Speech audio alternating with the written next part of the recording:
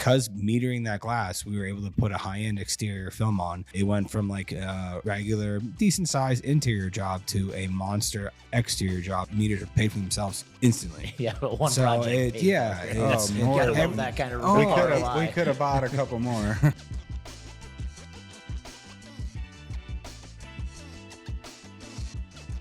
What's up, everybody? Welcome to the Born to Tint podcast with the Miller Brothers. I'm Ricky. I'm excited to be here with my big brother, Josh.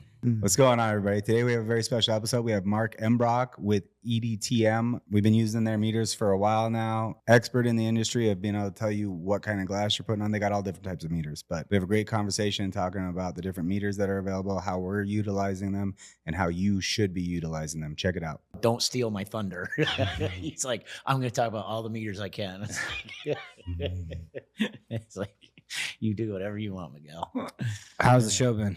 It's been okay. It's first time exhibiting at SEMA. So first time exhibitors, you got to go in that North Hall. They won't let you in the West Hall, which that's kind of rough because everybody, all of our accounts, everyone that we know is in the West Hall. Yeah. So that made it a little rough. First 2 days were pretty sluggish because if you come to the show, you're going to go to the West Hall first. Yesterday was probably our best day. People kind of had seen all they wanted to see in the West Hall and then kind of make their way over to the North Hall. So it made the third day a good one for us. And today was pretty dead again. But yeah. The parties will do that. Yeah. Parties do have a way of making it a little tough to get around. I was wondering how we were going to see Miguel because last year we did the same thing. It was like 2 months in, we just dropped, I think, our first podcast, and it was like we were trying to get as many people as possible. So I had Scott Iverson lined up. Yeah. And we were all out. It was the day after the Solar Guard party too. We were at Brewdogs and we went out. It was rough for me because we went from Solar Guards and then we went over to the 3M. 3M. That was it. Where was it at? The It Bellagio. was like a speakeasy. Yeah, I think it was Speakeasy in the Bellagio or something like that. Which we Nice. caught like the tail end of it. But it was like I was drinking like IPA beers and stuff like that. And then I went over there and switched to cocktails and started drinking Negronis. And like I remember that's the first time I've been refused to get into Uber. Uber pulled up, looked at me, and was like, "Nope, I'm good." No way. Drove off. And then the next person came up, and they're like, "Is he good?" Because I was just kind of sitting there with my head down. Like my wife was like, "He's fine. He's not going to do anything." Which she knows me. Like I ended up sitting in the car. I passed out. Yep. And I woke up. I was home. I was home. Time travel. Yeah. So that's why you didn't go this year. No. That's not true at all. But no, yeah. So that morning was rough for kind of all of us. That was a long day because I think we even did 4 or 3. Yeah, 4 or 3 on that day. And like Scott was the first one. At first, he was like, time hit. We're like, where you at, man? He's like, oh my God, dude, I just woke up. I'll be there in 15 minutes. Showed up. Kind of like crease in the face, facial hair a little pushed over a little bit. Pillow marks. Yeah, and it's like we all were on the same level of like hurt. So yeah, it was a fun one. You survived. Yeah, we got through it. That's when it came down to it. Yeah, no, I went last night and I took it mellow last night. Yeah. After that experience last year, I was like, I'll have like lighter. 2 drinks and just kind of chill out a little bit. Yeah. So. But we did jujitsu this morning at one of our installers has a gym. Yeah. And we invited a bunch of people that are in town for SEMA that trained to come, and Joe came, but nobody else came. So it was. So I had to be there by 7 also. That was the other reason why I was like, okay, not going crazy. I was going to. I thought about going, but just like me from there, and that's getting over. I have to go home, shower, and then get back. It was time-wise. It didn't work out. Yeah.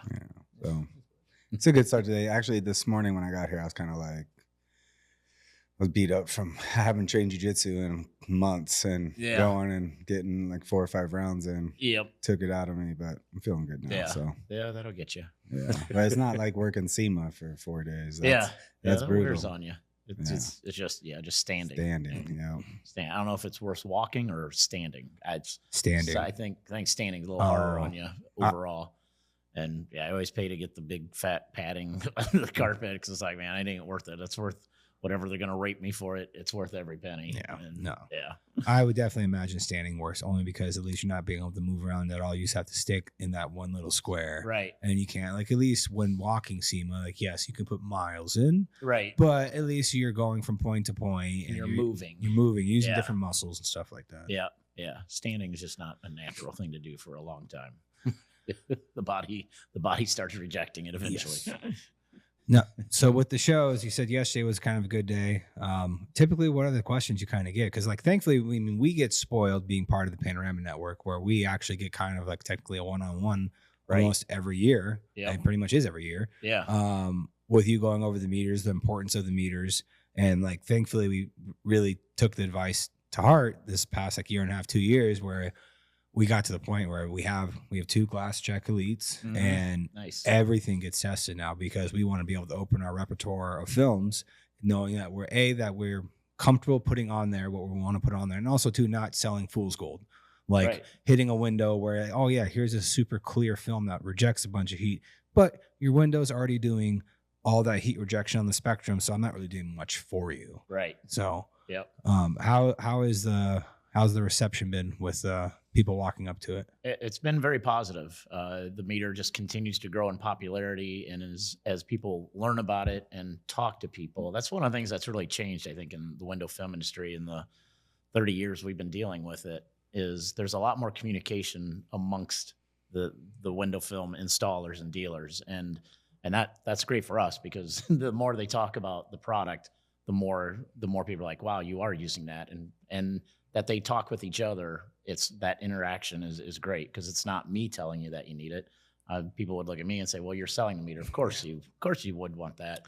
But once with the window film installers talking with each other, that's really helped it grow. And it does, it gets it done. And we hear a million stories about situations that happen and different things. And there's some great stories out there, and it's just continues to grow in popularity, and all the new coatings coming and all the different things that the industry is going to throw at us for windows. It's just gonna grow and grow in popularity. I was gonna say the two of those things combined, the fact that we're talking about it and we have to talk about it because the glass is changing drastically. Yep, exactly. I mean, the coatings we're coming across now it's pretty wild. So, Yeah.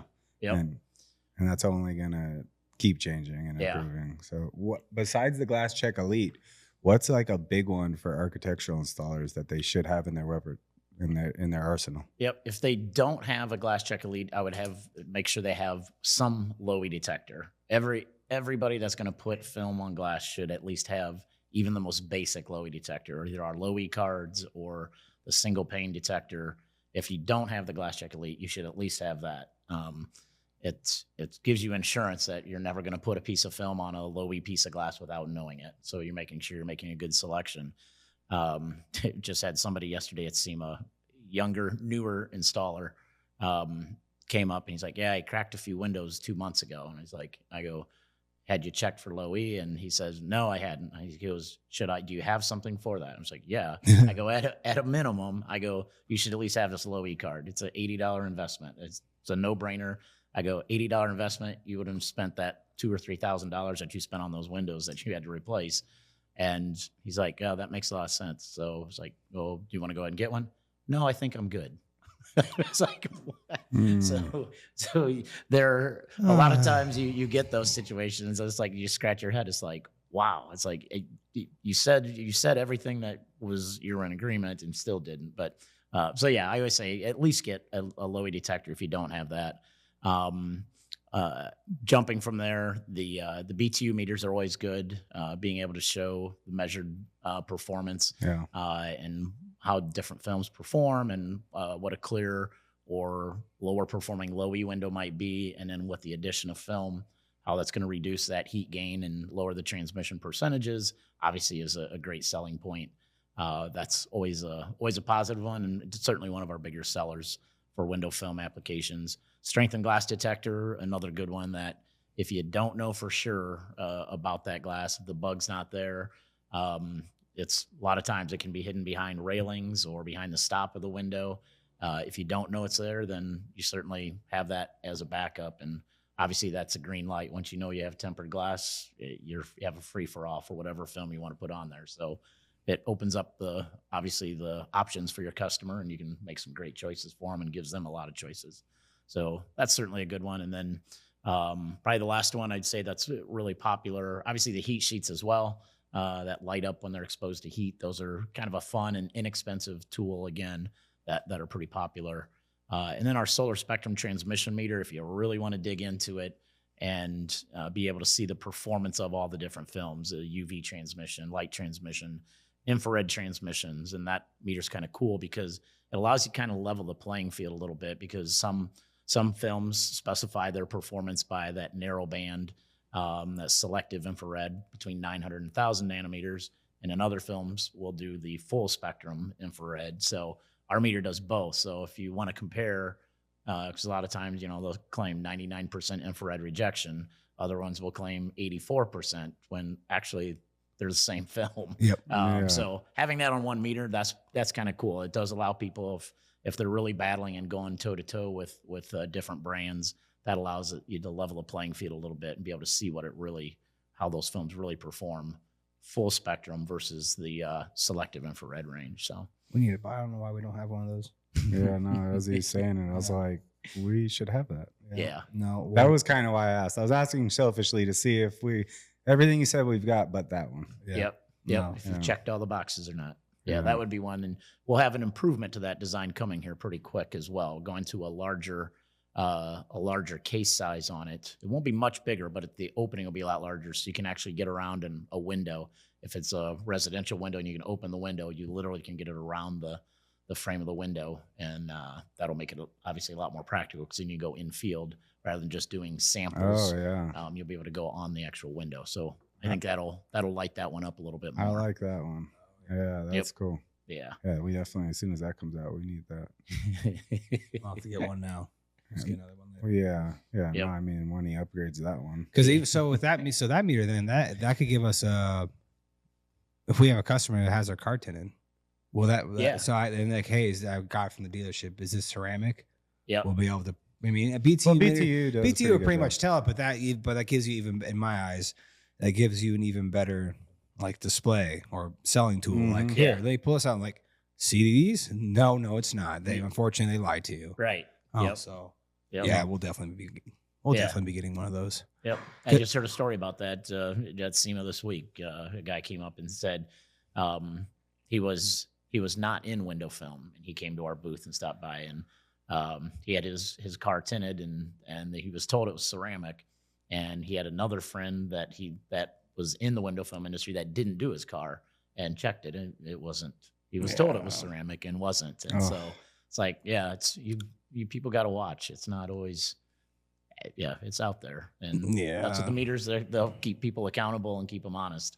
That's happens in the glass industry too. There's some things that happen we've ran across over the years that just some people are unethical, and having a meter it keeps people in check. So you see more and more of that. No, yeah, that was one thing we were actually talking about with Miguel when it comes to the specs for when it comes to films, even architectural, even to like technically more like automotive, of how the certain specs are put out with certain brands, or it's not even saying the brand's putting them out too, because a lot of the major brands, as long as you as a dealer are portraying the information truthfully and actually telling the entire story, it is what it is. Like I see what's happening, but at the same time, it's on the manufacturer to kind of let their dealers know, like, you should present this information like this. Like, yeah, sure, 94, 97, whatever it is, infrared heat rejection, but you also need to let the consumer know, like, here's the whole heat spectrum.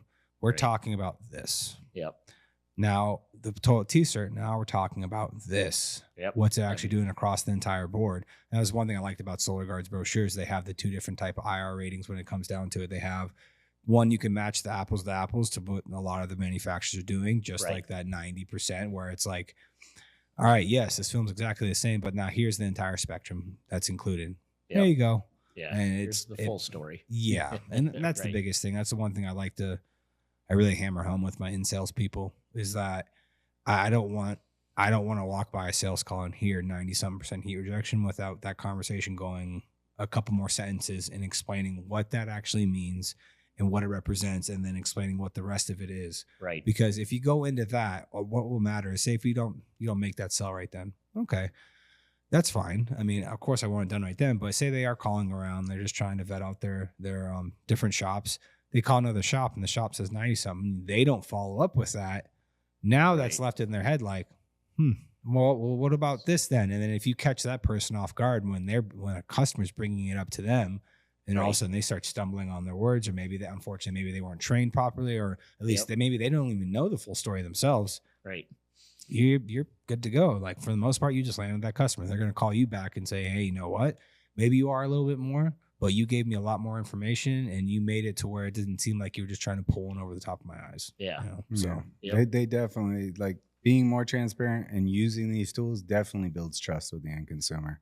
When I'm going on a bid for a residential commercial consultation and I know other people have been there, and I'm metering the glass and explaining why they can or can't use certain films and narrowing it down. Right. And I know that the other guys still aren't using it, which is funny because I'm trying to, I would like everybody to use them, even though it's an unfair advantage for me right now on a sales consultation. But I still want everybody in the industry to do it. That way we can actually build up the industry and build up the end consumer confidence. Right. By not having that guy that goes out and breaks somebody's windows. Exactly. And doesn't even know why it happened. Now, how likely is that person going to refer friends and family to get their house tinted or business or whatever? Right. Yeah. Hurts the whole industry. Yeah. Like you just said, it doesn't lift. A rising tide lifts all boats kind of thing. That's definitely not rising the tide. That's sinking. It's sinking the ship. Right. Exactly. Yeah. It's crazy. So while it is a crazy advantage that I don't think people realize until you start using it. Yeah. We were telling Miguel earlier, I had one that somebody had already tinted a section of an office and they put interior film on, and the sections that weren't tinted yet, I tested, and it was a Surface 3 hard coat. Oh. I was like, well, there's your problem. Yep. And I was the only person to come out and offer this entire office building an exterior option. Yep. And I'm sure I was more expensive than the other guys. Right. But they went with us. But you still got the job. Yeah. Yep. So exactly. I mean, so it's like, I think a lot of times people think that the fear of breaking glass is the real value add. Mm-hmm. That's just like a small fraction of it in my mind. Right. Like the real value add is the technical knowledge that you gain of even just learning how to use this thing and learning what is Surface 2, what is Surface 3. Like, as you use it and have questions, I'm going to call Miguel, and then typically if it's something that's really strange, he's going to call you. He calls me. Yeah. we work a lot together. Yeah. Miguel and I are in constant communication, and I love it. Miguel's a wealth of knowledge. Yeah. He's got his specialty. I got mine, and together it's like we can solve a lot of problems, him and I, when we get our heads together. So he's obviously great to work with. Love Miguel. Oh yeah, I'm glad we got you in here because I really want to thank you for providing this to the industry. Because actually, like being in the field doing sales for the last year, because I was installing most of my career. Yeah. And really getting to put this thing to use, I like really see the value of it now. Yeah. So it's like now I'm preaching from the mountaintop. Like, guys, you have to use this. Like, if you're not using it, you're slipping. Yeah, I appreciate that. It's great to hear. It's getting stuff like that gives me the affirmation. I'm a big words of affirmation guy. And when you go and do shows and you have people come to the booth and literally just say, thank you for existing. Thank you for doing what you do. Oh. And we get that in window film. We get that from the glass industry, window industry, all of them. It's like the shows, that's what drives me. That's what's fueling my tank when you go to shows. And I mean, people will just stop and say, thank you. It's like, okay, that gets me, puts fuel back in the tank when I go back and like, let's dig in. Let's keep cranking out some new stuff, helping these guys do what they do. And it's great to hear. You feel like you're making a difference. You know, you can do stuff all day and not make any difference. It's like, geez, what fuels you to keep going the next day? And so, yeah, making a difference is huge. That even doing what we do, which people from totally outside the industry look at what we do. It's like, does that even matter what you're doing? It's like, oh, it does. If you talk to people in our industry, our products definitely make a difference, and they do make an impact, and they do set people up for success. That's one of the beauties. And as you said, it becomes almost a sales tool. It's obviously a very big technical tool for what it's designed for. But I hear that all the time. People come up and talking at shows are like, man, that's the best sales tool I own. It's like, well, it's not technically a sale. They're like, oh, it is. Yeah, it definitely is. Oh, 100% it is. Like if anything, I feel kind of like an idiot in the fact that we weren't using it as often as we should have been using it to begin with. Like I said, the past year and a half, it's no matter what, both of our outbound sales guys have it. It's you have to meter the window because it being the biggest sales tool is in the fact of like it lets me know what I can pitch to my customer with confidence and actually be truthful about what's going. And then also the comfortability of like, yes, knowing I'm not going to break any glass or anything like that. And then that certainly helps. Yeah, that definitely like the small percentage when that does happen, that already pays for the meter. Where it gets paid for the meter is like the job he was talking about. Right. Like because metering that glass, we were able to put a high-end exterior film on. It went from like a regular, decent sized interior job to a monster exterior job. I mean, meters are paid for themselves instantly. Yeah, but one So project. it, yeah, It's, you more gotta than- love that kind of. We could have bought a couple more. Right. Yeah, it's instant gratification. Yeah. Instant gratification when it came down to it. I mean, and even when I was doing the sales sales calls a little bit here and there, the glass strength meter, Yeah. knowing what I can and can't do on a piece of glass, where it's like by code this should be tempered. I don't see a tag. If you don't see it though, it's like here we go. Yeah, and then throwing that thing up there, and I was like, okay, it is tempered. All right, so obviously it's hidden somewhere, is what it is. But like, no, I'm good to go. Because there were a couple times I was using that where it's like I wasn't sure of the reading, and I know I had called Miguel, sent it to him. He goes, "Give me a second." Which I know then he reached out to you. Yeah. I got the information I needed, and I knew exactly. I was like, all right, no, we can't double up this film. That's got to come off right now. Yeah. We have to put on a clear security film. And then do I think we did exterior safety film or solar film on the outside, and I was like, now we're good. But I don't want to put this window in any kind of detriment. Single panel glass, and it's just like I know if it's tempered, I can do what I want with it. As soon as I know it's not tempered, if you were willing to take the liability on this breaking, sure, Then sign here. we can do I'll whatever slap you on want. whatever you want. But I'm telling you right now, I'm letting you know this is not reading as a fully tempered window.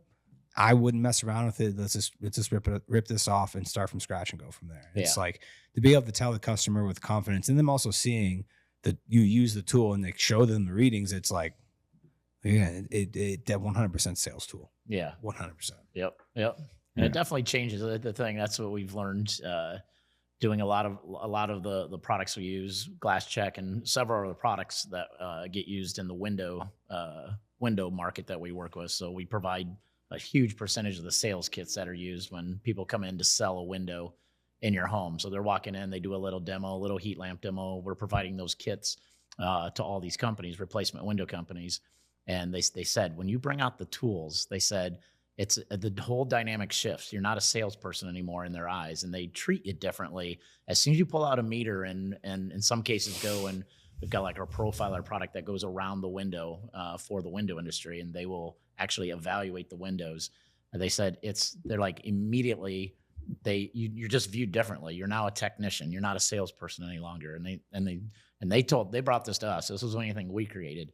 A lot of the window companies come to us and said, yeah, they said it's like we've become technicians, and so and everyone trusts a technician more than they do a salesperson. A salesperson's going to say whatever they need to say to close the sale.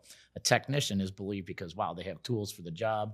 They're measuring something, adds credibility. And they said that barrier to sale disappears. And they said, when you're doing an in-home demo, which is what you guys are doing as well, selling window film, same thing. When you can lower that barrier to sale and then have the tools and be looked at as a technician, it's like we coined the phrase sales technician. You're not a salesperson anymore, you're a sales technician. And man, that lights it up. And we've had one of the largest replacement window companies in the country ran a study with using our product and without using the product. And their close rates, top to bottom, their best sellers down to their worst sellers, all improved almost 100%. It was like 98% of them improved when they put our tools to work doing the demo in home. So it was like, well, that's pretty good stuff right there. I believe that because it's the exact same thing for us. Like I'll start out a consultation as I'm asking them what they're looking to do. Like, okay, the first thing I'm gonna do is I'm gonna meter your window. Oh, what's that? What are you looking for? Now I'm explaining a double pane window. I'll explain where the low E coatings need to be. And you know, if it's a new neighborhood, I'm pretty sure you're gonna have a surface 2 triple silver, but let's double check and see. Okay, cool. Based off of what you're looking for and what you just told me, that's what it narrows you down to, and this is why. So actually explaining that technical part of it in a way that's easy for someone to understand Right. But showing that you really are checking it's a totally different conversation at that point. Yeah. You take the guesswork out of it for the customer when it comes down to it, unless you're just an evil person who's got a digital screen who's just making it seem like you're using something properly. But when you have a product, when it really comes down to it, if someone's gonna be that untrustworthy, you can go to their website, check them out, look at the background of this company, like look what they're doing. Like, well, I can get you in contact with the owner. They'll be willing to drop all sorts of knowledge on you that you're going to be like, okay, I'm you. All right, I got it. But like when they see you using that tool, you go from that salesperson to where it's like you now have taken the guesswork out. Where yes, obviously I'm trying to sell you on my product, but at the same time, I am letting you know what our starting what the starting block is, where we're starting from, what your window is. Like, especially with the new low E coatings, the high end low E coatings on the windows, the triple silvers. It's like. Yep. I want to sell you this product. Like for us, Solar Guard, Highlight, Panorama. Like I want to sell you Highlight. Highlight is like that's our best product. It's our technically our highest end product. But if the person doesn't want to lose light and they don't want the reflective look, so like if that's where they're already going, it's. I would love to sell you this product, but it's going to do nothing for you. Very okay, not nothing. I'll do very little. It won't. Your return on investment is going to take so damn long. That I don't know when you're going to see it when it really comes down to it. It's going to take a very long time because yes, sure, you're going to reduce a little bit here and there, but compared to what your window's already performing at, like your window's already amazing. Yeah. Like, I mean, I don't want to be telling you this, but I'm going to tell you your window's amazing. And this is how we can address this issue. A, we can go with a darker dual reflective on the inside, try to attack the other part of the spectrum, or hey, we have this entire line of exterior films, which is why really going to make a dent. Those can move the needle a lot more than when you're dealing with the triple silver low E for sure. And then the trust you build with that customer is like, look, everything you just said tells me you want this film. This is my most expensive film, and this is why. I'd love to sell it to you. I would love to sell it to you, but I would feel like a dirtbag if I did. Right. So this is what it narrows your options down to, and these are great options still. Yep. But it's not going to get you 100% of where you wanted to be as far as not being reflective or whatever the case may be. Yep. But 90% of the time, they're so appreciative that you were honest with them and you actually took the time to show them that. Yeah. They're okay with going with maybe like a Slate 30 or a DX 15 or something like that. And it's like, okay, well, my main goal was the heat rejection.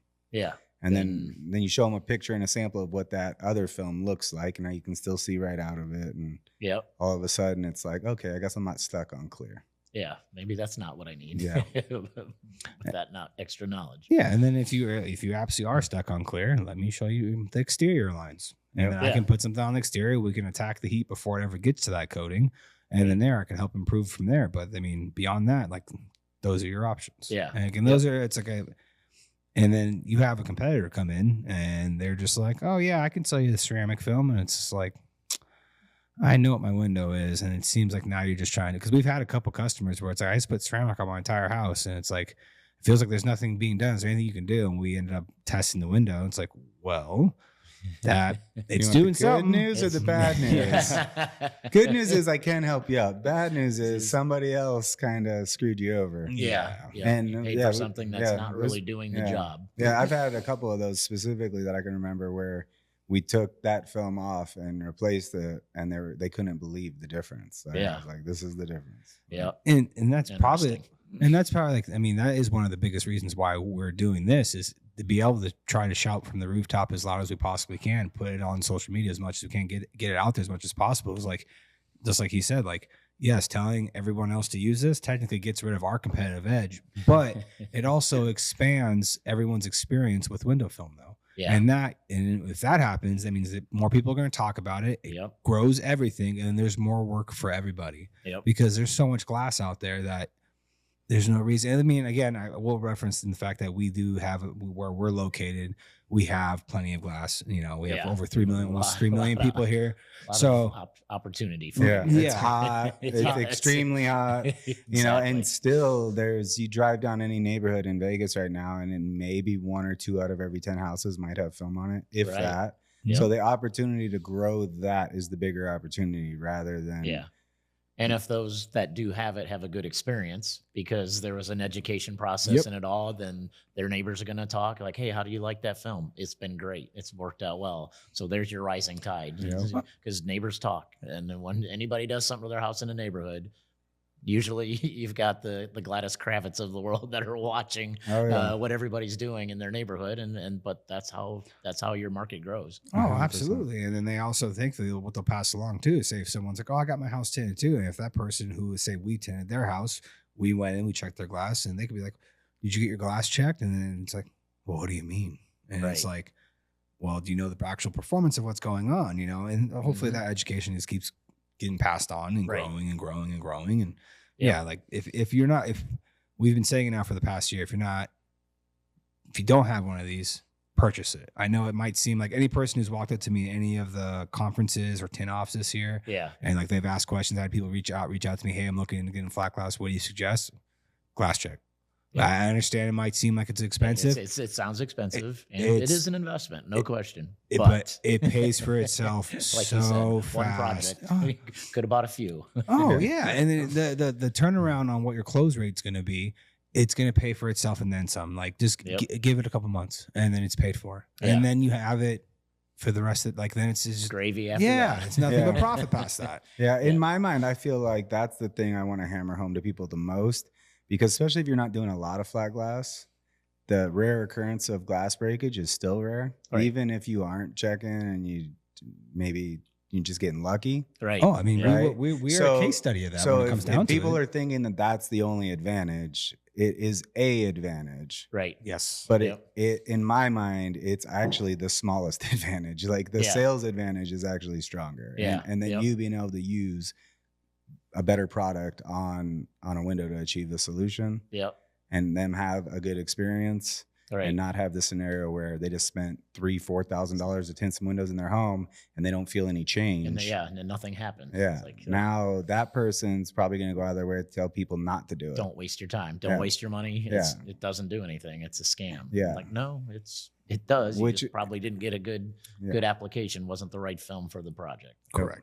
Yep, exactly. And I think a lot of that too is on the film companies, as far as what you guys are saying. They go, a lot of that falls on the film companies too, to educate their dealers and let them know, hey, you guys should be using this. If you don't have this glass check in your arsenal, you should be picking it up because it's going to make you a better dealer. And I think every window film company wants to have the top dealers, the best dealers, and the most educated dealers. And so a lot of that, I think, falls on the film companies to help continue pushing that. And some of them do a great job of it. Obviously, you referenced Solar Guard. They've been ahead of the game from day one on implementing meters. It goes way back. Boy, started working with them over 20 years ago, and they were the first ones that saw it and got it. Going back to the way back in the days when Larry Constantine was at Solar Guard. Larry was the first one. I still remember our phone call, and he goes, is anybody else using these yet in the window film? And I was like, no. He goes, why not? And I said, that's a great question. I can remember it was either the first SEMA show or first 10 off that we did. I remember we're in the booth and we were kind of still learning the window film market too. It was new to us, and we knew what the product could do and why they needed it. But I remember doing this entire show. We did not write one order. And the number one question we got was, why would we ever need to know any of this? And I was like, oh boy, this is going to be a long road to hoe, because this is going to take forever to educate this industry. And being at it 31 years now, like we have, it's wonderful. It's cool as hell watching this industry grow up and hearing you guys tell these stories of, hey, this is what it did for me. And it's like, I don't have to explain it anymore. Everybody else is explaining it now because they're having the experiences. But yeah, going way back in the day, it was a little disheartening, the first window film, and I can't remember what the event was, but it was like, it's like, okay, this industry's got a way to go. There just wasn't a lot of intelligence and a lot of knowledge, and it lacked a lot of professionalism, to be honest. I was used to the glass industry. The glass industry was a lot more professional and bigger businesses, financed better, and everything else. So that part was like, okay, this is a different animal altogether than the glass industry. So we had to learn that part, but it's totally changed in that period of time. the whole professionalism level of the window film industry has grown. I mean, yeah, a ridiculous amount, and it's cool now. It's fun to watch the education level of a lot of the installers, a lot of the dealers. I mean, you guys are really putting in the time. You're learning the lingo. You're learning the science. You don't have to become a mad scientist to do this stuff. There's some basic things. And there's 10 items you can learn, and you pretty much got most of what you're going to need. And it's been fun watching this whole industry grow to that level, and it is. And there's been some people that have been pioneers in that and pushing that, and going way back 20, 25 years ago, that saw it and like, yeah, this would be a good one to go after. Gary Clark was another one. He was I remember the first conversation him and I had. I flew out and we sat down. I think we sat down for lunch and got discussing and the meters and the products and the industry and all of his knowledge, because he's been at it a long time as well. We got up and they were serving dinner. I was like, good Lord, it's 6:00. We sat there for 6 hours discussing the window film industry and our tools and everything. And he became a major supporter and proponent of them immediately after that conversation. And he too discussed, the industry is growing and it's achieving levels that it's never been at from an education standpoint, professionalism, and the bigger one, again, I think I mentioned it earlier, is the camaraderie is so much different now than what it was. Everybody's so tight and closed off, and I'm not going to tell anybody anything. And now when I go to the different conferences, even if it's within a brand, like at one of the dealer conferences, there was always a little more sharing there. But now you go into the 10-offs and SEMA and everything, and it doesn't matter what brand you are, and people are interacting and sharing, and we hear a lot of that at our booth. People will be there and they'll be looking. It's like, I don't know if I want to get that meter. Don't know if I can justify the cost.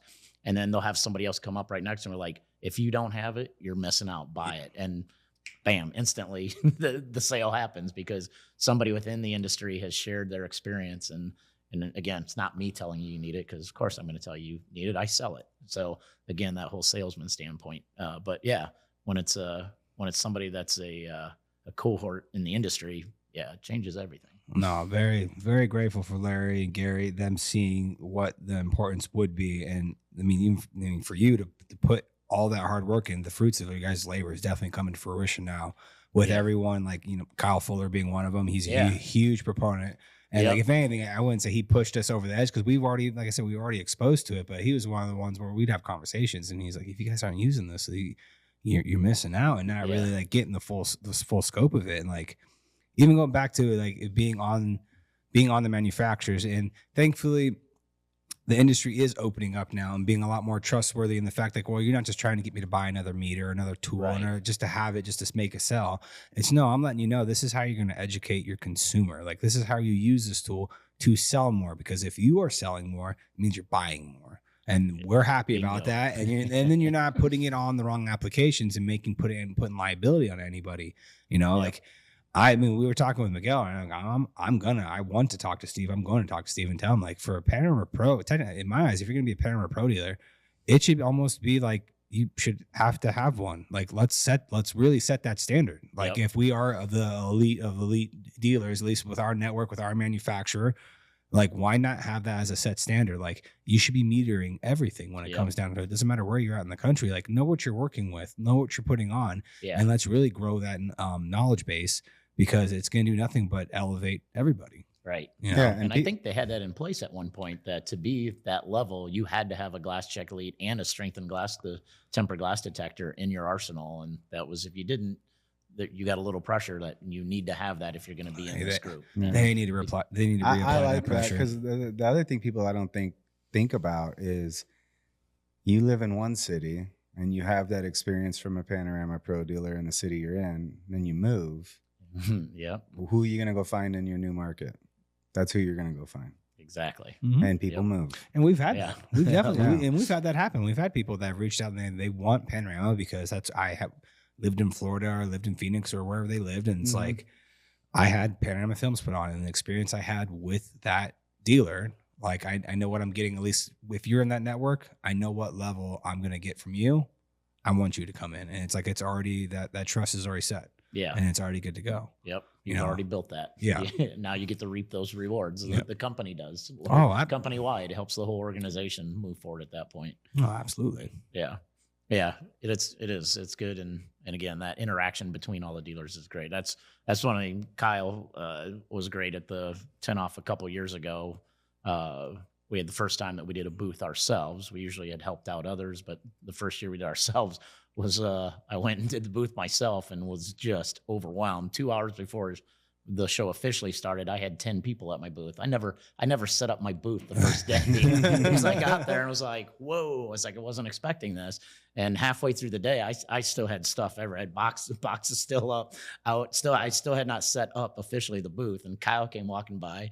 Him and Brian Tecklenburg both came walking by, and they both looked at me. And I mean, there's 10 or 12 people standing around the booth and just me. And those two jumped right in and started selling for me. They're like, what questions you guys have? And it was awesome. I after about an hour or two, I realized they were writing more orders than I was.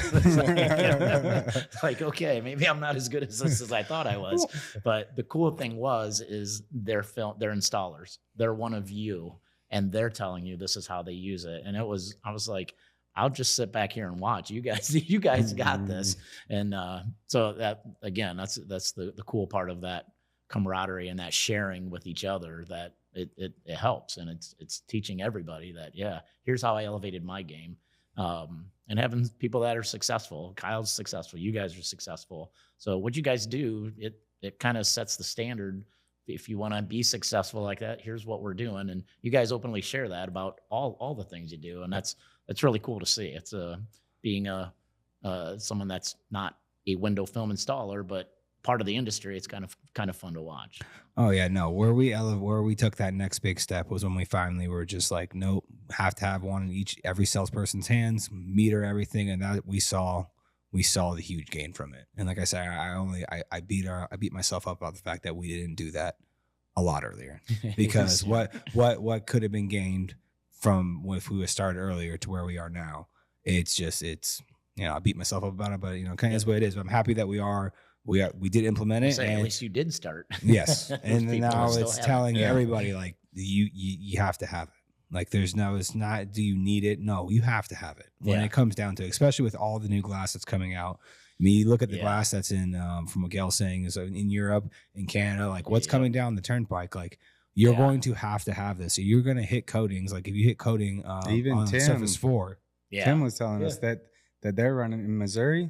Yeah. They're running into a bunch of Surface 1 and 2. 4. Or Surface 4. 2 and 4. 2 and 4. 2 and 4. Yep. Yeah, and it's like, that's a real problem. Yeah, like, that's our number one phone call now for one of two, our top 2 phone calls. One of them from window film installers is, I'm on this window and I don't know what the hell's going on. I was like, well, is it a newer window? Yep. I said, get your meter on that inside surface, because they're putting those Surface 4 coatings, which is the 4 surface, obviously what's facing the interior, which is where you put a lot of your film for interior installations. I said, you got to start watching for them, because they started selling those 3 or 4 years ago. Anderson and Pella, we run their kits for them, and we build their glass samples that go in there. And every kit that goes out the door for them has that Surface 4, Surface 2, and Surface 4 Low E on that same window. And they're selling like crazy. It meets the new Energy Star requirements. So if they want to be an Energy Star window, they got to have, in a lot of regions of the country, you got to have that Surface 2 and Surface 4 Low E. So yeah, that's a tricky one for film installers, because if you're not paying attention and you put a blade on it, a lot of those Surface 4 Low E's. Even you saying that makes my skin crawl, because I know exactly what's about to happen. Yep, exactly. And we've got that call a lot. It's like, man, I just wrecked this window. What do you know? And I was like, it was a Surface 4 Low E. If you should be putting, before you touch any window surface, especially if they're newer construction, the last 3 or 4 years, put a meter on it before you touch it. It'll save you a lot of money. It might be more work, obviously, to do it, and inconvenience, but man, it's going to save you. And because windows are expensive to replace, as you guys have probably learned. And only getting more expensive. It's crazy. Yeah, no. And the good thing is that it seems to be the industry has matured a lot, because they're staying ahead of a lot of this stuff. The fact that the manufacturers are promoting to use this, they're recognizing the risk, and they're coming out with better and better exterior films, because a lot of the solutions to these problems, whether it's Surface 3 or Surface 4, is now you need an exterior product that's gonna perform and last. Right. And they keep making that improvements. Like the Solar Guard just increased Sentinel to 10-year warranty for exterior. And it's like, nice. That just happened like a couple of days ago. And it's like, we're having to go exterior a lot more now. A lot more. I And think that happened at a Panama meeting. No, it just happened. It just was official like 3 days ago. I think they talked about it there. I completely forgot to tell you about it. They posted about it a couple of days ago. And I asked Scott when he got here, I said, so when did that happen? He's like, actually, it's official like yesterday. Yeah. So I definitely heard it at the meeting. It's just it wasn't official. They're still hammering things out. So oops, I forgot. But yeah, it's just growing up in the industry, and I know exactly what you're talking about. It definitely was cutthroat. There was, and you think about it compared to the glass industry. In my mind, it makes total sense. Like window film has been around since the 70s. Really didn't start get going until the 80s. Really. How long have people been putting glass in homes? Glass in homes forever. Low coatings, yes. Late 70s, early 80s. I think the first hard coat, the pyrolytic low E, that was really designed only for the north, for cold climates. It lets all the heat in and then traps it inside. It's beautiful if you're in Canada or northern US. That's a beautiful thing. But they started selling that coating everywhere. They were selling it in Florida, which is the last thing you want, because it's trapping heat inside. You don't want that. But just to see how the whole industry's evolved and grown, and all the new coatings and all the stuff that's about to come. There's some crazy stuff coming. That's pretty amazing. And scary if you're not checking your glass. You're right. Yep, exactly. And it keeps us on our toes too. We got to keep updating our products to be able to accommodate all this new stuff. So that was a question I had for you. The last time I got to talk to you, we were sitting down eating at it was probably WFCT 2 years ago that I was there. And we were talking about the pains you guys were having from supply chains over the 2020 era is what I'll call it. How's that like? Is it a lot better now? You guys kind of it has improved substantially. That was that probably shaved 10 years off my life. I'm not kidding. That was an ugly 2 or 3 years where we had to redesign about 60% of our product line just to keep it alive, because there were certain things, certain semiconductors you could not get during the shortage. And you had no option. If you wanted to keep selling, you had to come up with parts that you could get. So we had one key part that went down, and they quit making it and then just discontinued it. And that was used in about 50 or 60% of our products. And so we were left scrambling. And so we did a whole redesign of all these products, working around the clock to get them done.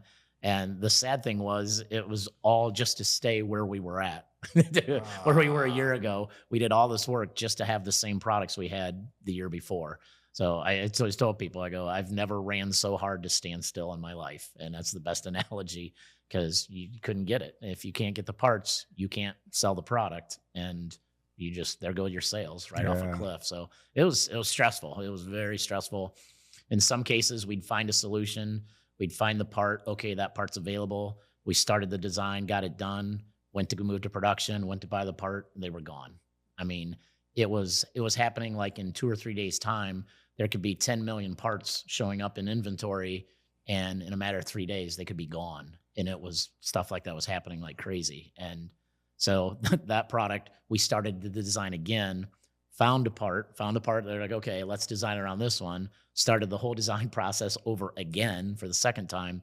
But before we started it, we just went ahead and bought them. We're like, they're available. Bring in 2 or 3 years worth, get the part in here, and we'll somehow, come hell or high water, we will make that part work. So that's the type of stuff we were dealing with. So all new products, anything we were developing new, all got pushed to the back burner, because we got to keep the lights on while we're working on these new products.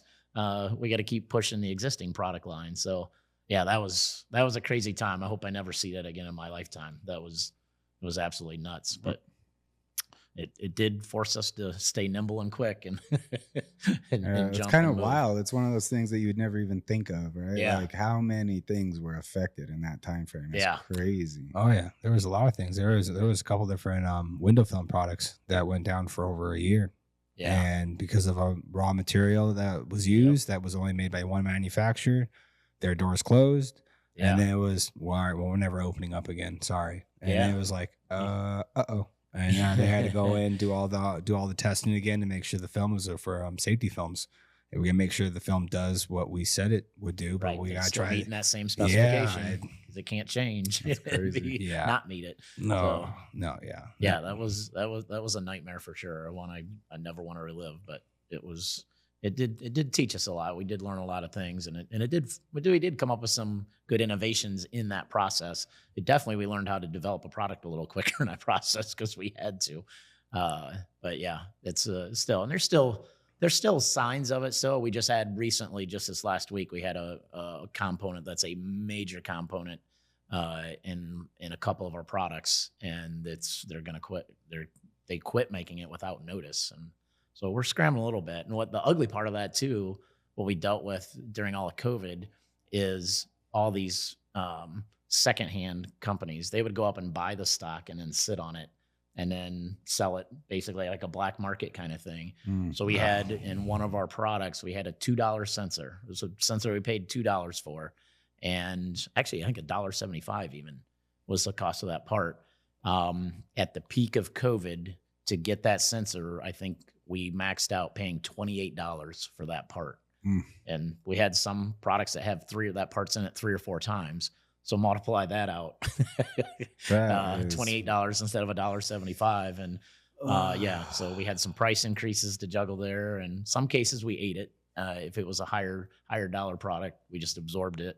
And those things have come back down again. That's good. But yeah, it was a nightmare. It was, a lot of sleepless nights through that stretch. Oh, I can't imagine. Yeah, well, I appreciate you sticking it out and continuing on, because I think that would have made a lot of people quit. That would chase some people away, I think, for sure. But we survived. That's insane. $1.75 to $28. Yep, exactly. And we have some of our cases and stuff. We have those. It's one of the few things we bring in from China. We do, because all of our electronics, we manufacture everything in the USA. That's always been our mantra. We said that early on when we started the company 31 years ago. We wanted to keep our electronics manufacturing in the USA. And for many, many years, we had a trade surplus on what we were shipping to China versus what we were bringing in from China. We were a substantial trade surplus of what we were kicking out. Did a lot of work in China, had set up some really good distributors. And we were shipping a good amount of product into China for a good stretch there.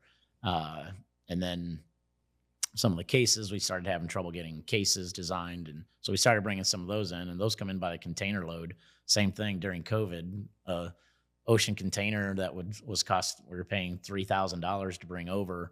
I think those peaked at about $30,000 for one container of product. So again, another spot where you're like, well, you got to have the product. If we don't have the product, we don't ship. So yeah, another one where we took a lot of hits. So the good part of it was that through COVID, our sales really stayed solid and then took off. So that was the positive, and it's a good thing they did, because if sales would have dried up, it would have been quite the cash strap situation, because we were outlaying a lot more than what we were prior to COVID. So yeah, it was definitely a lot of head scratching during that time. So being such a technical part and having such like proprietary like IP, I'm guessing, like how you have to design everything. Have you had an issue with knockoffs? Yes, we have. We had. After all that work I did in China, I went to China Glass 5 or 6 years in a row, helped my distributor learn how to sell our product, how to lay out the booth, because they tried it themselves. And after their first China Glass show that they did, they're like, yeah, nobody's interested in your product. I was like, okay. I find that hard to believe. I go, China has a big glass industry. The majority of all the float lines in the world are in China. And so I go, I know that there's a lot of need for our product. So I was like, why don't I come and design your booth, and then I'll show you how to set it up, and then I'll work the show with you next year. And they're like, great, let's do that. So I helped them with the layout, do it the way we do it, where the product's all out there. Found out they just had the stuff sitting in a display case at the back of the booth. I was like, yeah, that's not going to work. People have to see it. They got to test it. They got to get it in their hands and see what it does. So she's like, oh, they'll be stolen. They'll be gone. By the end of the day one, we won't have anything left. And it's like, well, we'll watch it. We'll pay attention. We'll stay on top of it. And we got that booth set up, and it was crazy. The first show we did, it was a 20 by 10 booth. And I don't know, we probably had a dozen people working in the booth, and the doors opened. And I bet on that first day, in the first 10 minutes of the show, I bet we had 200 people on the booth, in the booth, all around the booth.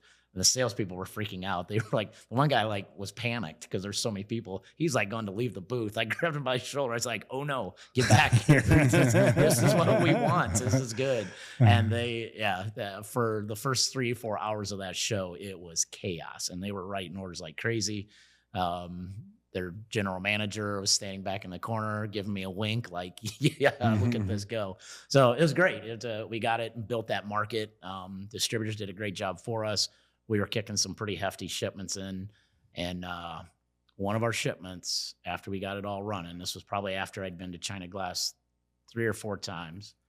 And Chinese government watches. They're aware of what's going on. They see things. We had a shipment seized. Shipping in by UPS, going into China, and my distributor's like, it didn't arrive. So we call UPS, get UPS on it. Like, yeah, we show it got to customs, and then it's gone. It's like, what do you mean gone? It doesn't just disappear. They said it did, and they said it's the Chinese government has it, and we're like, okay, so they could get no information. There was nobody to get information from, and we were just left like, okay, it's not there. So 1.5 years later, we settled with UPS for pennies on the dollar of what we lost.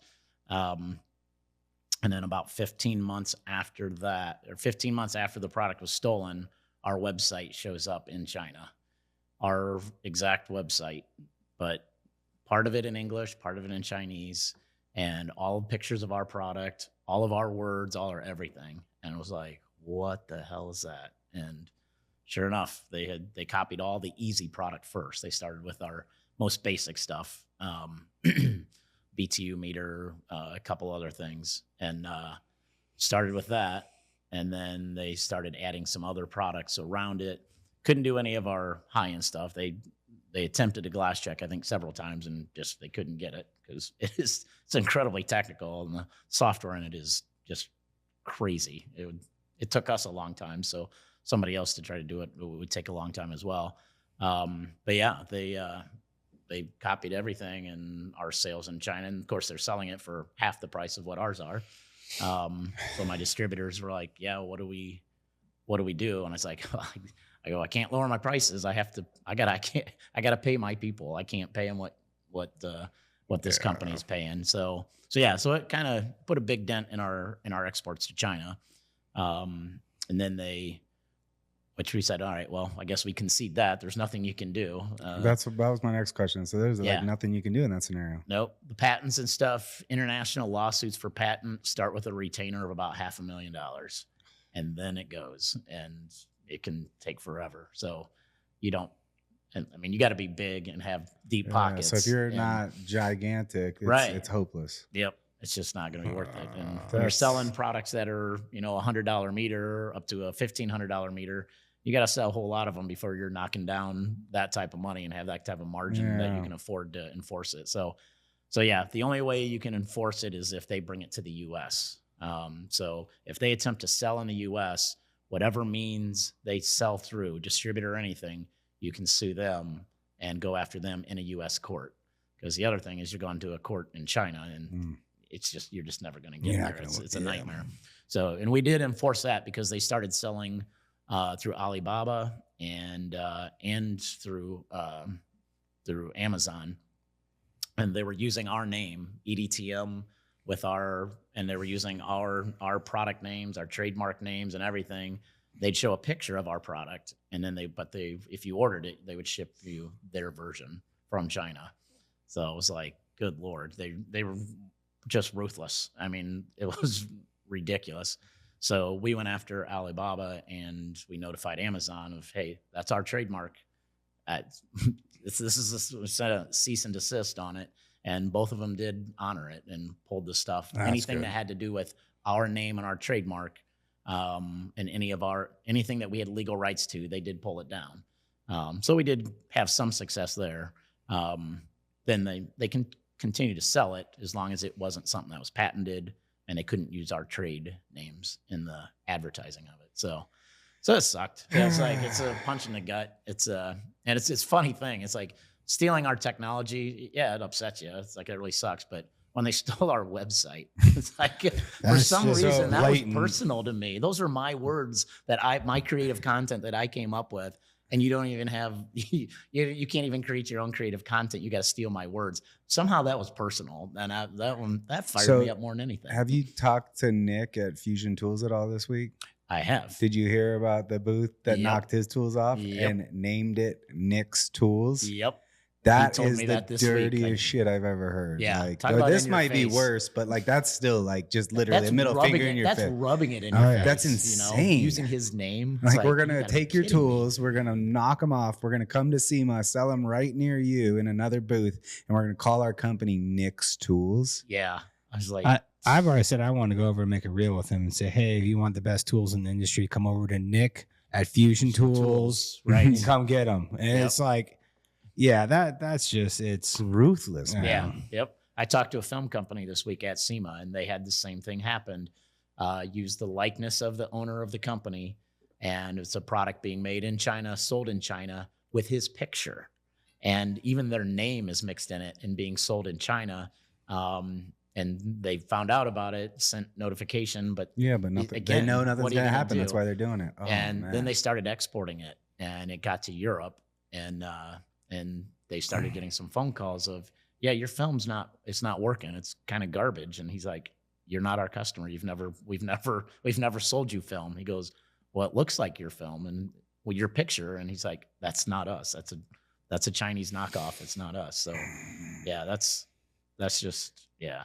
That sucks. The so world we bad. live in. It like puts like business problems on a whole nother perspective for me. It's like we have issues day to day, but Yeah. like dealing with that in a way Yeah. that you can't do anything about it. No. Oh, that's gross. Your hands are tied. You do what you can, and you do. You put effort into things that you can control and change, and the Yeah. other ones you just gotta let them go. Because Yeah. at the end of the day, there's only so many hours in a day to get done what you need to get done.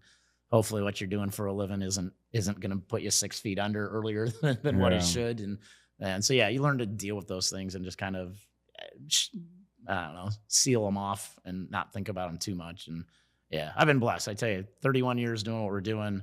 I tell people I've probably worked maybe 10 days of my life, because you do something you love, you never work a day of your life. I swear I've worked maybe 10 days. Maybe it's up to 15 now. Numbers probably grown a little bit. been some rough days here and there, but yeah, I love what I do. It's fun. It's interacting with everybody, getting those words of affirmation here and there that make you feel like you're making a difference. It just makes it all go, and it's enjoyable. I love doing what we do. Well, it shows. Well- Every conversation we've ever had with you, you can Yeah. tell that you're enjoying it. Yeah. Your product does work. We appreciate it. But then interacting with you, seeing you have that kind of attitude Yeah. is like, yeah. Yep. And that's why I want to help promote this more and more and more. It's Oh, not absolutely. like we're not getting paid. It kind of are by using this. Oh no, Right, yeah, but, like, in that the- essence, absolutely. Right. Yeah. Yep. So it's the more people I can convince in this industry that ask me like, Yeah. hey, how do you use that meter? Like, get Yeah. one and I'll help you. Yeah. You can call them. Like there's assets out there. And like Ricky was saying, we're gonna try to get Kyle Fuller in here. I don't know if he told you or Miguel. No, We're gonna get Kyle. Kyle. First off, this wasn't. I'm not going to act like this was my idea. Kyle reached out to me and said, "This, I already talked to Mark. I had pitched it to him, so to make sure you're cool with it." And like he told me, I'm like, absolutely. He's gonna come out. We're gonna bring all the meters, and we're gonna run through every single meter and do like 2 days of video shooting and edit it down to as consumable as possible. Like, this is what this meter does. This is how you use your meter.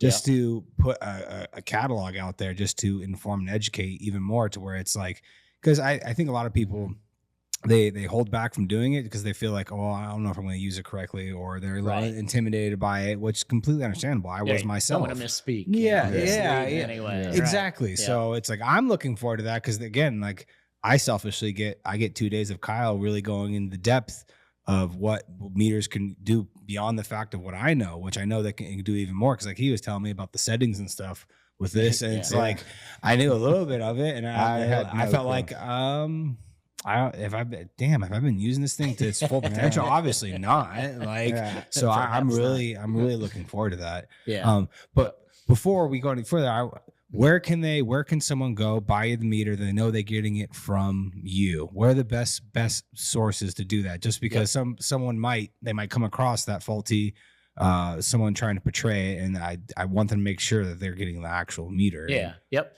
So you've got the option of buying from us directly. You go to EDTM.com and you're going to find all the products we offer are going to be on there. You can order directly from there.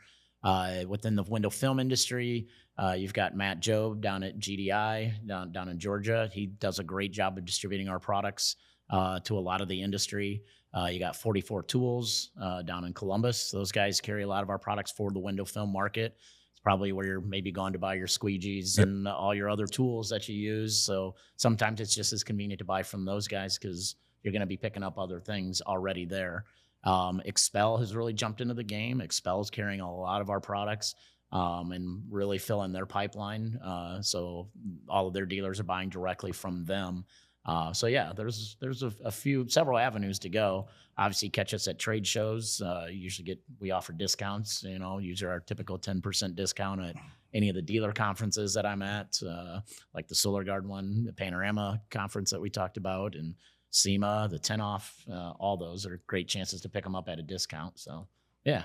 Yeah, that's. Oh, we really appreciate you stopping in. Yeah, I appreciate you guys having me. It's when the discussion came up, I was like, absolutely, I'd love to sit down with you guys and talk. And I appreciate you supporting us the way you do and promoting the product. I mean, like you said, we don't make any money promoting your product, but we do appreciate that. Yeah, no, we appreciate you doing that and sharing that. It means a lot. It's been a huge value add to our business and just our education on what we're selling. Even like Ricky was saying, the settings on there. I came across some weird windows in a commercial building, and it wasn't giving me good readings. The readings were odd. I called Miguel, and he's like, all right, you got to do the outside and the inside and go no lammy. Like, is it tinted glass? Like, I was like, what are you talking about? Like, he like kind of walked me through like how you could change the settings. And I was like, oh, okay, awesome. Didn't even know those features were there. Yep. And that like totally changed the game. And on that project specifically, it was like, it totally changed. Okay, now we know. I think even that one, he had to send you pictures of it to verify exactly what was going on. That happens regularly. Sending stuff. But yeah, we do have some good modes in there for especially commercial, when you're in commercial projects. Like a lot of the older glass was really mirrored. I mean, it's like flat out looking like you're looking in a mirror. We've got a special mode in there and got a patent on that. Actually, we're the only product in the world that can measure mirrored glass and measure the thickness, because when the laser goes in and hits those mirrored surfaces, it just sprays everywhere. And we actually found a technique to actually get in there and sort through that whole mess and still get the glass thickness. So we were pretty proud of that one. That was one that we thought was pretty cool. So yeah, so you got the reflective glass mode in there. So if you ever hit that project, and it's going to give you some crazy number if you're not in the right mode. So yeah, jumping into those different ones. We have like really dark tinted glass. If you're working with glass that's really dark already, we've got a mode in there that it just basically tells the laser, hey, you're going to have to work harder to get these measurements. And so you got different things like that. Commercial, another one that you see a lot more of now in the last 5 years is where they, on a laminated piece of glass, where they'll embed low E coating. So they'll use a low E piece of glass in that laminate glass makeup, and they'll put that low E coating against the PVB interlayer. Once they do that and put that sandwich together, they don't know if it's on 2 or 3. Well, when they go to install those windows, if it's on 2, the color looks like this. If it's on 3, the color changes. So you can have blue this way, but if you put it the other way, it looks green. Yeah. And so there's a mode in there where we can tell you what that is. So if you ever run into those applications, and it might be somebody, you just might have a local glass guy that's like, man, we've got a mess on this project. You guys could probably step in and pick up a little side money, a little side hustle, and be their expert and troubleshoot it for them with that, having that meter for those applications. Oh, hell yeah. Yeah. But yeah, so yeah, it's got all kinds of extra modes in it that they're explained in the manual, but nobody ever likes to read the manuals. It's like reading the terms of service. Yeah, on some software. exactly. And Yeah. agreed. Let's move on with our Good, day. we're done. Yeah, it's covered. But no, we I know we're bumping up against time because I know you got to get back to the show because I know the fun task of teardown. Yeah, the great joy of teardown. The great joy of teardown's going on, and then also we got to get over to Solar Guard's booth because we're gonna take that plotter off their hands. Oh, nice. Save on some shipping and stuff, and just excellent. figure Good figure out how we're gonna get it out of the showroom floor and into our van. But again, thank you so much for coming on. We'll definitely be doing this again without a doubt. And hey, if you guys haven't already, go buy this meter. If you're getting into the flat glass game and you want to expand, like I understand it might feel like it's a big expense. It's going to pay for itself way faster than you could ever imagine, and the troubles it's going to save or keep you out of, you won't be able to count how many times it's going to be able to help you out and help you finish off a sale when it comes down to it. If you're walking in and you're throwing this on someone's glass and you get to explain and educate to your customer what type of glass they have, where their low E coatings are, what those low E coatings are doing for them, and then actually give them a product that's going to help save a solution, you can't put a price tag on that in my mind. So definitely go check it out, purchase it if you're looking to expand your flat glass game. Yeah, no, like Ricky was saying earlier, look out, follow us on all the different socials and stuff because we are going to be making some really good content on how to use it. Hopefully quick, easy, digestible format, maybe even some longer format, but that's going to be coming soon. Yeah, check it out. Subscribe. Have a good one. Thank you. Thanks.